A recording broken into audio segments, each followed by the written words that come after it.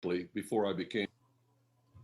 Hello, everyone. It's Diane, the massage mentor, and we were trying to go live, but we couldn't get live. And I couldn't waste another minute with this beautiful gentleman. I couldn't bear, I wasn't focused completely on you, David, and that is like heart wrenching to me. So, David Morin. You didn't talk for yourself. I'll talk for you. And I have to say, I mean, our time together has been limited, but you're definitely one of my favorites because there's just so much depth to you, and I love hearing more about your stories. And I feel like my service to our community too, to a degree, is giving people an inside look at teachers and kind of behind the scenes, because I really believe that really affects, we were just talking about, affects kind of everything. I love how, for me, and we were talking about our past jobs, and just how every single thing, and I love the word paramount. I love all those things, leading up. So you made such a great point, and I think that sometimes therapists become massage therapists, expect to be these superstars and have everything figured out based on just that experience of being a massage therapist, forgetting the beautiful journey prior to, where the real keys lie to help you, as a massage therapist. So you were telling me that you were a singing barber? Well, I did. I've done singing, but not as a barber. I could see you as a singing barber. I sang in a barbershop chorus after I was a barber. Yes. So you actually did some barber stuff, and I loved how you were saying it's so true that this is the thing. All right, I'm getting excited to a fault maybe, but a lot of people don't think about the human interaction with massage, that meeting people where they're at, meaning no matter what personality, there's something to learn from someone. And I'm guessing from, I go to a barber, and I love it because of the camaraderie in the barbershop. It's a little different for me. So tell us about your jobs and being a barber, and how that you see that being a bonus for everything you are doing today. Well, it's a matter often of the trip that we've taken, or what a person brings to the table, what you bring to your massage table, and what your other listeners and the Rebel and so many other people bring. It's the background that they draw from, isn't it? If someone has a particular kind of background, they would draw from that in whatever way they can. And since I came in at age 36, I had time to be involved in several different things before and during that time. So the being a barber part was simply a means to an end. I went to barber school when I was 16 and worked myself through senior year in high school at Austin High in El Paso, Texas. And then 5 years of college and 3 years in the Army. On the weekends, I would go out to a civilian barbershop in Washington, D.C. So that's cool. That covers from 1959 to that's 10 years. You were born? How barbering served me. Pardon me? I didn't even know if you were born yet in 59. No, I was 17 in 59. Yeah. So here I was going to school, and that's the main thing that added to my, you might say, my base. I was pre-med in college. So I majored in biological sciences, minored in chemistry, took all of the ologies that you can think of, and maybe a few you can't. I even took a speech anatomy course, believe it or not. And I use that every day in talking with people with their jaw problems and their vocal dysphonia. Now it's become a specialty of mine to work on vocal dysphonia, someone who can't speak, and things like that. So yes. I want to jump on that for a minute, because my voice is, people always make fun of me because I can't yell. Oh, that's not a make fun thing. My voice is very, if I talk I would say thank you to that. How about, can you laugh? You can laugh, and that's all it really, you don't need to yell. You need to laugh, and you've got a great laugh. So you would do some exercises with them to build up vocal cords? Would you go that far, or was it more of a technique to work on those? Well, since you asked, there's a distinction to be made between the intrinsic muscles of voice and the extrinsic muscles of voice. The intrinsic muscles of voice cannot be reached. They're inside the cricoid cartilage right there. In fact, when the EMT trachs a person, they put a trach in there, they call it a crike because it goes in the cricoid cartilage. I just learned that the other day from an EMT. But yeah, it's true. So we can't go in there. We can't adjust the final little chords that do their little thing to make the voice. But the extrinsic muscles of voice are all the suprahyoids and the infrahyoids, the ones that move the hyoid bone. Yes? So those are the extrinsic muscles of voice. And I would advise anyone who wants to get a glimpse of this, just Google vocal dysphonia and Cleveland Clinic. This is what I saw. When I go to vocal dysphonia, Cleveland Clinic, what you're going to see is a soccer mom, 4 months. She couldn't say a word. Complete laryngitis. Couldn't talk to her kids or anything. 4 months. Can you imagine how you would like to go through 4 months of not being able to? Okay. So this doctor walks in and he reaches up like this, and he's doing something like this, and he does that for 4 or 5 minutes or so. Like that, whatever. And she starts to talk. And I said, well, he's either a heck of a good doctor or he's doing what I know how to do, or both. And so I started doing that and getting great results. Oh, that's awesome. And not to mention knowing the anatomy and knowing where to touch and knowing to stay away from the carotid artery and knowing to not do it if there's complications with the thyroid. If there's thyroid conditions, you don't do that. We have some contraindications, we have some cautions, and we have some caveats, but done carefully and really well. Obviously, it has to be done where you know what the muscle is, where you're going, how you're going to get it done, and all of that. And not too many people know that, frankly, in our field. In fact, they tell you in massage school, stay away from the front of the neck because the carotid's there. They act like the carotid is everywhere, but it's not. It's in one little place right there. So yeah, that was college. And then in the service, I was a medical photographer in Vietnam, photographing surgery. After they bring in the wounded, we'd put our camera on a table and photograph with a real large camera from the top while 5 surgeons were operating on one injured individual. They making medical films for doctors and nurses and medical personnel. For real? That's what I did. So I never went into combat. I had a camera and we stayed at the hospital.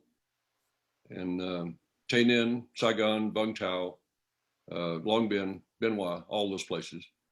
And we did that. That's what we did.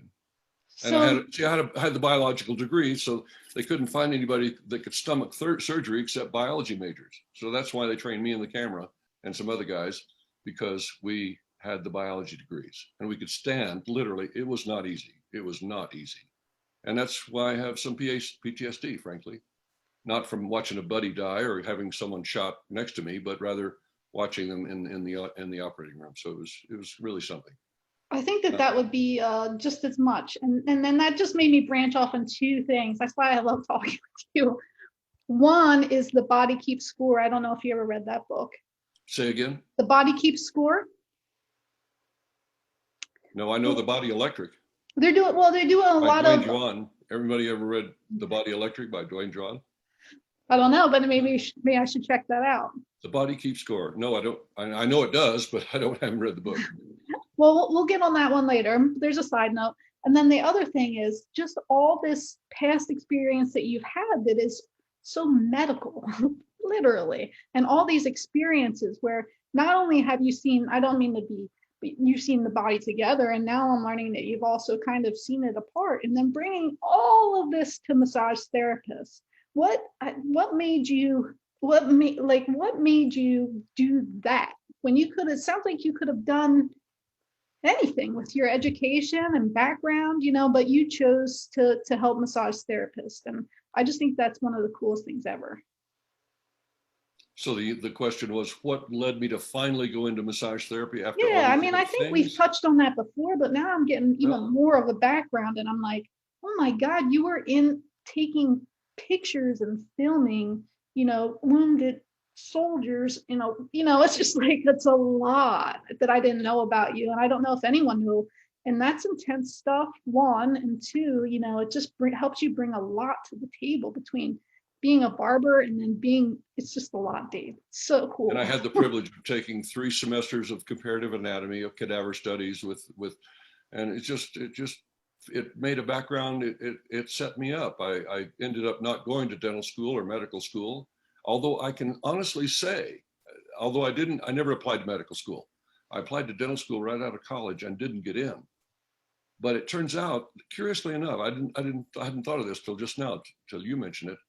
But I can honestly say that I have been accepted and didn't go to dental school, chiropractic school, and physical therapy school. There's a story behind each one, but the way it happened, at age 36, I became a massage therapist. And that was the drive, frankly, that when I saw what was happening in massage in those days, and still is, the parlors and the masseuse, everybody's a masseuse, even if you're a male, and all that stuff about, no, no, never mind. I won't take the male therapist. I'll wait another hour for a female therapist, she would say, or he would say. It just all that ridiculous stuff. Mm-hmm. I just said, you know what? I'm going clinical. My clients are going to wear clothes. First it was shorts and a little short gown, and then it finally went to shorts or sweats and a t-shirt. I said, I'm going to work like the chiropractors work, like the physical therapists work, like I worked at 2 Olympics. I never had an athlete undress, never once in 8 years of traveling with the University of Texas at El Paso track and field team did I ask a 19-year-old, male or female, to undress and get on my table. They wore their warm-ups. They were comfortable. I was comfortable. We could focus on the work that we needed to get done. So that's my focus for the last 41, 42 years, to become as clinical and try my best to elevate our profession out of, part of it's in the gutter, you know that, and we want to get it above and out in the shopping centers, and part of that's happening in some ways. That's one good thing of Massage Envy. I can't think of anything else, but that's one good thing they've done, is bring it to the general public, or at least they really have. So yeah. But so that's my clinical approach, and that's why it's not surprising for me to be teaching a class in clinical massage therapy, because that's what I believe in. And what my goal was to travel with those athletic trainers and physical therapists and learn everything I could from them. Everything. And that's what I'm thinking. Like the barber, for me, it was selling cars. When I was selling cars, I learned I had to sit with people for hours. And right. They hated me. Like they didn't, not me personally, but car salesperson don't get the best rap, And so that really taught me the developmental skills to meet people, Indeed. Kind of where they're at. Indeed. Then I would think for you, when you went to the Olympics, and all the similarity I have is I worked with the women's professional soccer team when they were here in Philadelphia, which was so cool. But they were always closed too. And it was quick. You only had a certain amount of time, kind of thing. They were coming in, they were going out. And it was like adjusting and readjusting to all the different bodies and maybe not getting as much time with them. So that was another lesson in of itself. Now you working in the Olympics with people who are clothed and probably very strong, that's something too. Sometimes those people are even harder to work with. Is you're saying that might have helped you too adapt this approach where, someone wears clothes and they're comfortable. No question. It was quite an exciting experience, I can tell you, Diane, to be at the Olympic training track in 1996. And by the way, your listeners might even get a kick out of this, that it turns out that Michael Johnson was the big track guy that year, 200 meters and 100. I worked on sprinters mostly. He was not my guy. But he took his own massage therapist to the Olympics, and they photographed that, made a little demo about it, or a little documentary about it. And my athlete, wonderful sprinter that he was, Obadele Thompson from Barbados, he said, that's what I want. Michael Johnson got a therapist. I have a therapist. I was already working with him. He hired me to go to the Olympics with him. And I went to 2 Olympics in service of he and other sprint athletes. And so looking around the track, all of the big names in athletes were there, and therefore their therapist too was there working on them all around the track. And I would get a kick out of looking and seeing that and say, yeah, I do that. Oh, that's good. Ooh, what's that? Looking at, ooh, that looks interesting. I want to go meet her or him. And I met a wonderful therapist from Ukraine, Valery. I wish he'd see this and call me. I love the guy. We had such fun together. And he was a therapist to the world famous rhythmic gymnast named Vizcaya from Russia. And he was her therapist. And so I got to look around and see what I did do and what I didn't do. And by the time I looked around the track, I thought, yeah, I fit in here. I'm okay. I'm good. And so the therapists too, they had camaraderie behind the scenes, I'm guessing, and you probably, learned it to a degree. We stayed with our teams. I got to associate with Valeri only when we were in training. Otherwise, it was pedal to the metal for the athletes. What do you think the greatest lesson that you took from the Olympic training and brought to your practice now and your teaching? What do you think was one of the gold nuggets from that experience?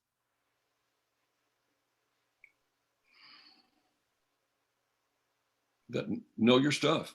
Know your stuff, because athletes know their stuff. They know their bodies. They'll come in and say, oh, I've got a slight twitch in my quad. It goes just past the knee and into the gastroc. And if you don't know your stuff, then you're not going to be able to keep up with it. Right. And when you can, then they say, aha, you're my person. Right. I agree 100% with that. 100%. You're at my level. Those situations, especially, people are going to want to talk to you as if you're a PT. You're going to have to understand that language quite a bit. Exactly. So when you just got done a class in Texas, tell me about it. And I love how your face just lights up every time you've taught a class. You get so excited, and it's just really cool. And I can just say from my experience, I've met a ton of people now that know you and have taken your classes, you and Juanita. And it's just, everyone is always so excited about you, David. And it's just cool to see you give that back with the smiles, like, look at you, just light up. So tell me about the class. Tell me what you got on your table. Tell me what's coming up. I mean, you said it was a great class, so let's hear about it. I did.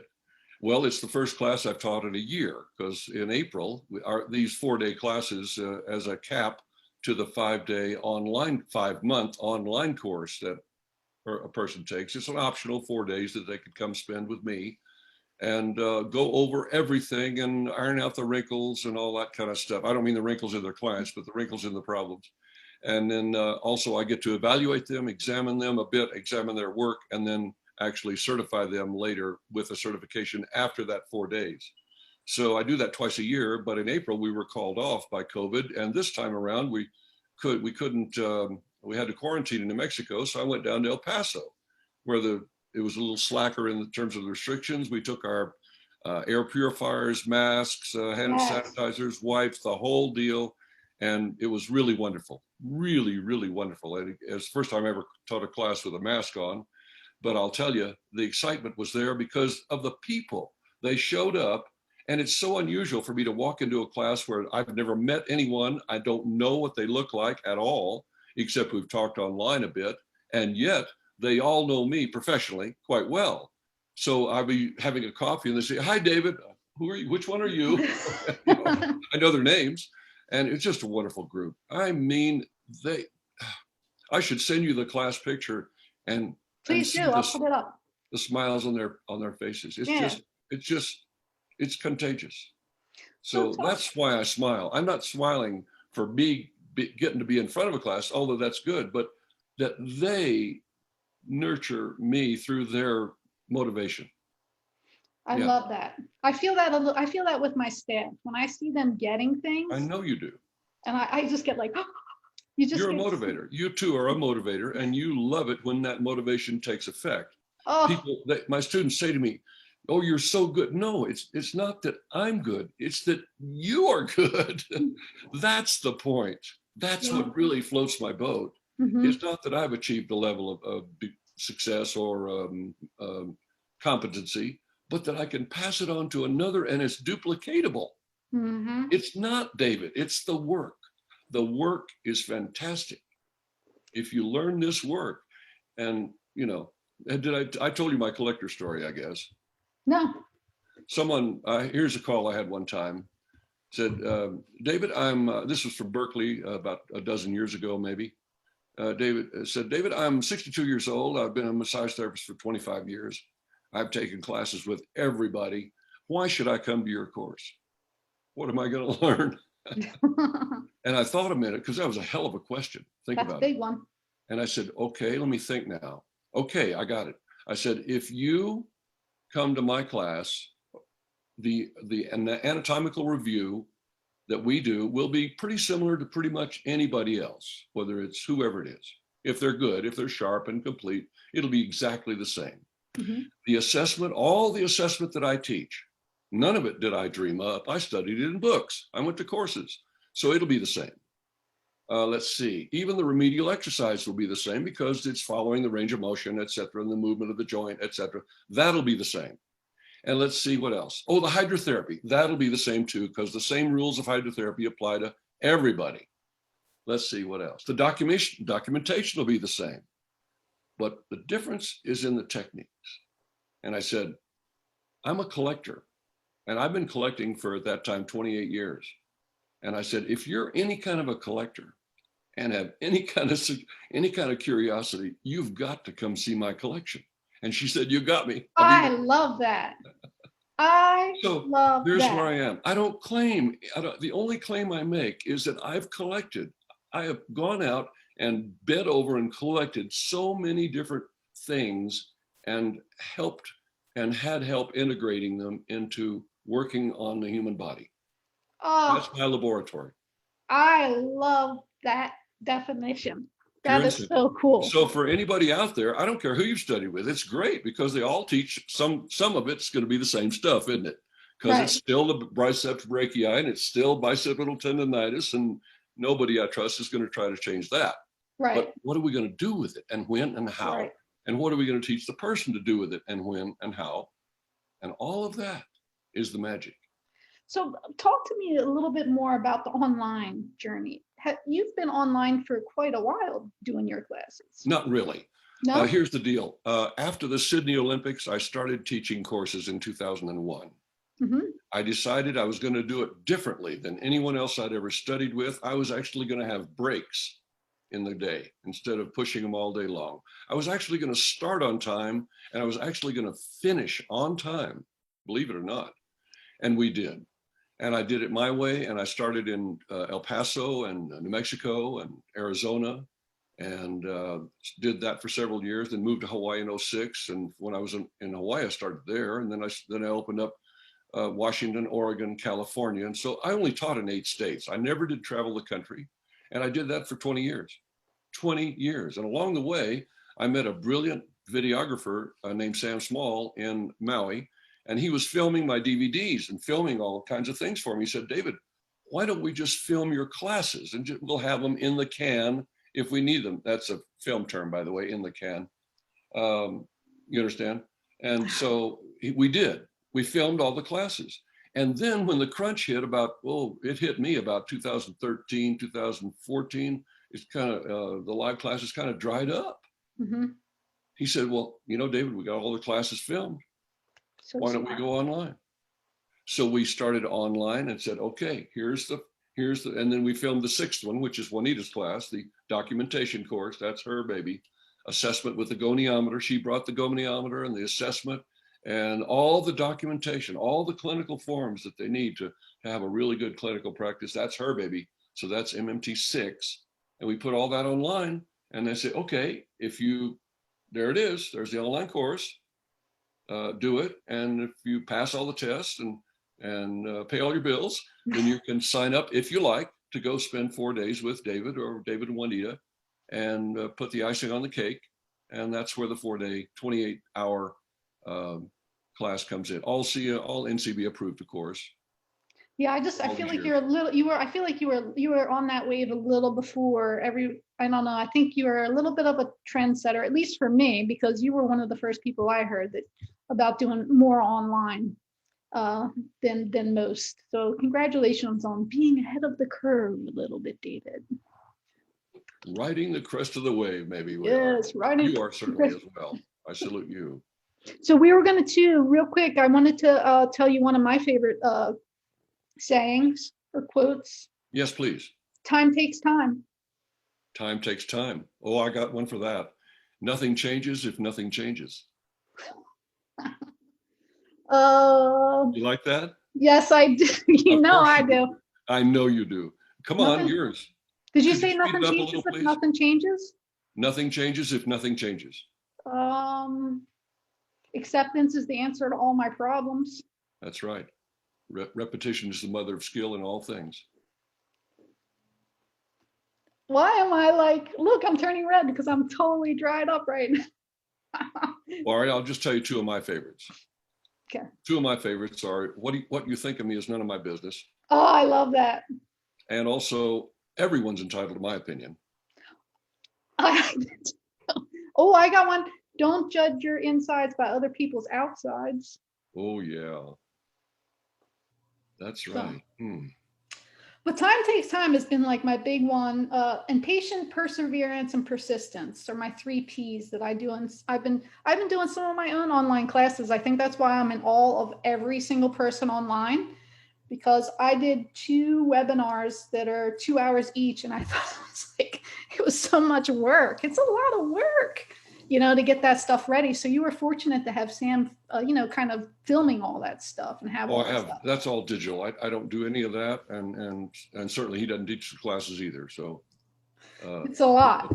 He does his thing and I do mine. And it's a great combination, has been now for about 15 years or so. That's awesome. So do you have anything coming up that you want to tell us about, or anything? Well, yes, as a matter of fact, I can say that there's a couple of things that are really exciting on my in my interest level, for sure.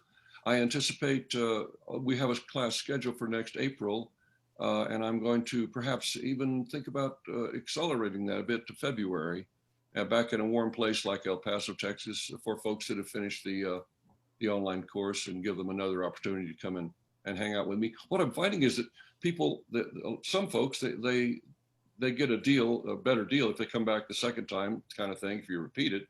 So I'm having a good number of people repeat it, and that's really swell because they bring their experience with them and their enthusiasm, and then others get wrapped into that, and it's all a lot of fun.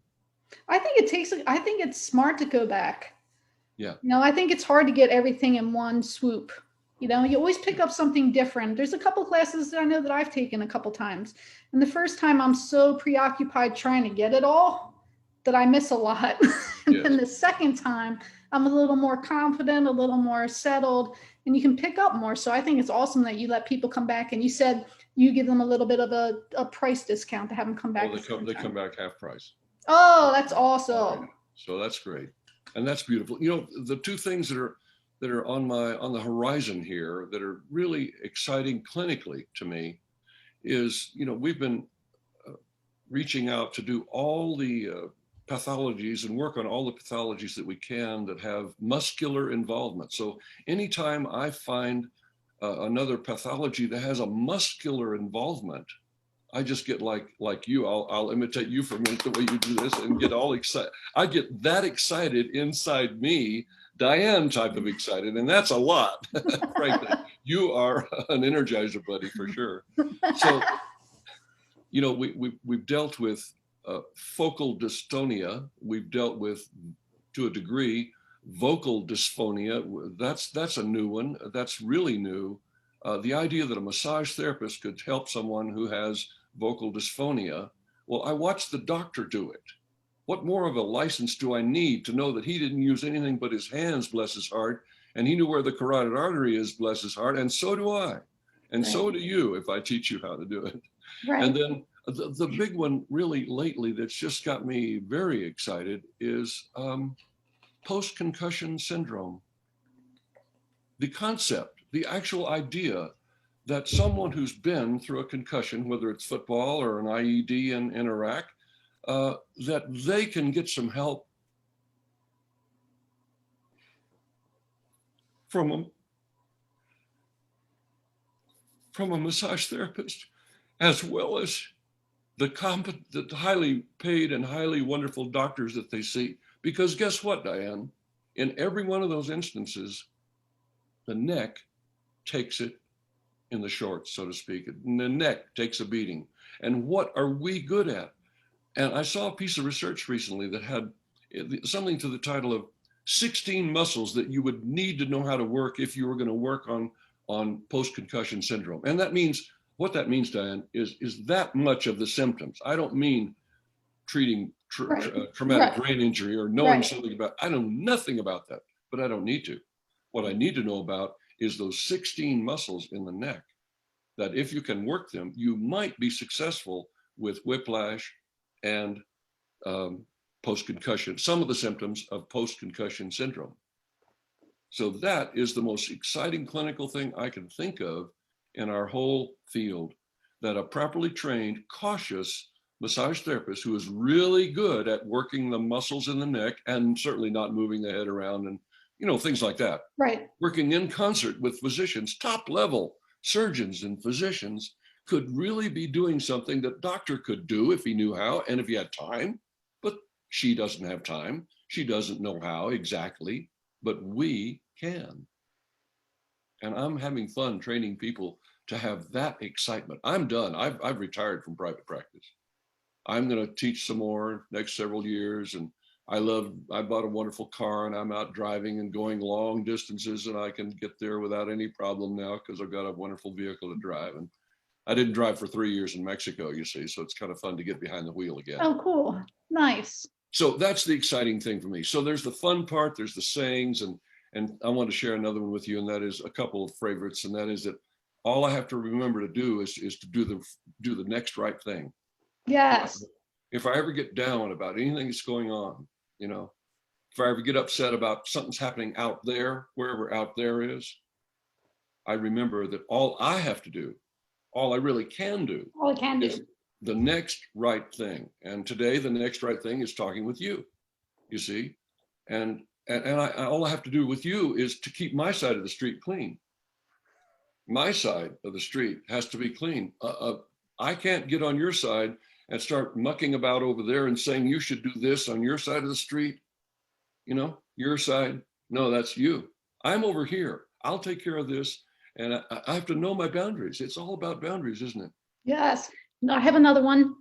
This is one of my favorite ones that I tell staff, because I feel like some of our most difficult clients and most difficult experiences in life are our greatest teachers. You know, our challenges teach us how to have solutions. So too, when I find myself wanting to get on the other side and be on someone else's side of the street, I always go, bless them, change me. Bless them, change me. Change me. Bless them, change me. Because really, I can't do anything about them. I got to change me. And if I'm pissed or judging or critical, then I definitely need to change me. So I like that one too. Absolutely. Here's there the you one go. Here's the one I ended the class with. Maybe you'll like it. There's two of them actually that I live by. And the lighter one is that the future is so bright I have to wear shades. And the real one that I ended the class with the other day, and I end many talks with, is whatever you can do or dream you can, begin it. Boldness has genius, power, and magic in it. Yes, you gave me goosebumps. Yeah. Well, I have to say thank you for this time. It's such an honor, and I love how vulnerable you got today and just how much you shared. It really means a lot to me, and I'm sure a lot of people will enjoy watching. And I think we'll just end it there because that was pretty powerful, David. And I'm just so honored to be with you. I'm going to stop recording, but I'm going to hang with you still for a minute. Thank you, everyone. Boy. Thank you. Peace.